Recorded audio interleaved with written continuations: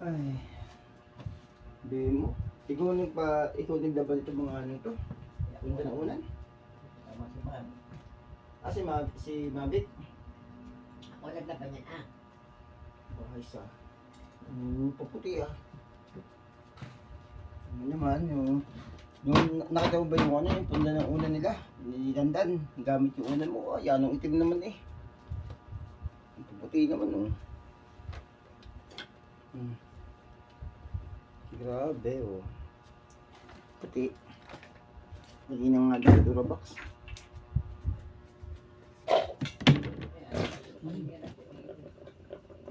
Naano ko lang para matapos na.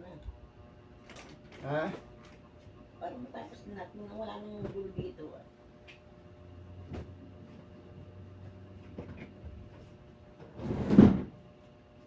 Dapat hindi masyadong dikit. Gawa ng ano, binabahayan ng daga.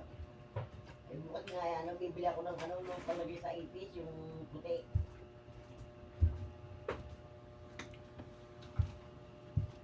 Nakabili yung bilog. Ano eh. Sabi mo. Pati yung ulo nilalagay sa labas ng kalsada. Wala nga kung una kong dalawa, hindi na bilaw. Ay, wala naman sa akin. Ano ko yung isa pag natulog, yung daming unan.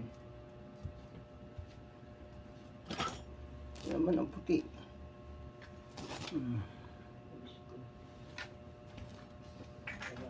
Ako nga yung may unan na personal ko.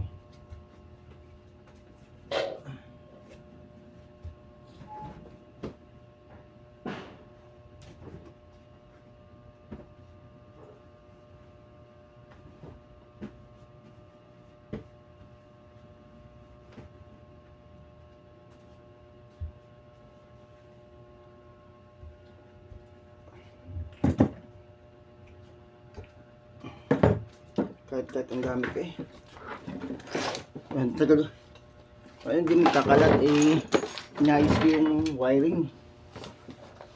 Yan. Yung akin pala washing machine mama. 450 daw, 500 lahat ang magagastos. Hindi pa kasama. Pinayos mo. Ha? Pinayos mo. Eh, 450. Pero nagpaunang bayad na ako ng ano.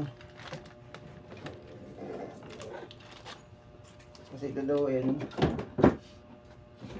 nagana naman to. Problema hindi naikot.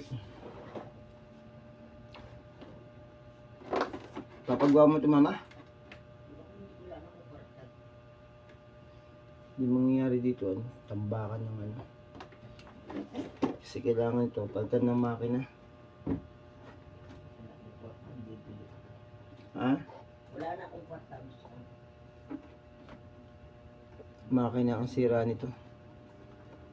Hindi ang mangyayari dito ano ito? Tambakan na.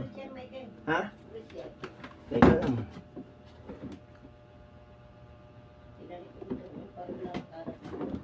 Ano gawin ko dito?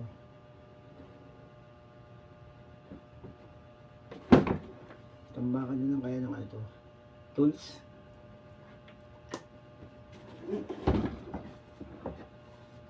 Nakalisin ko na ito.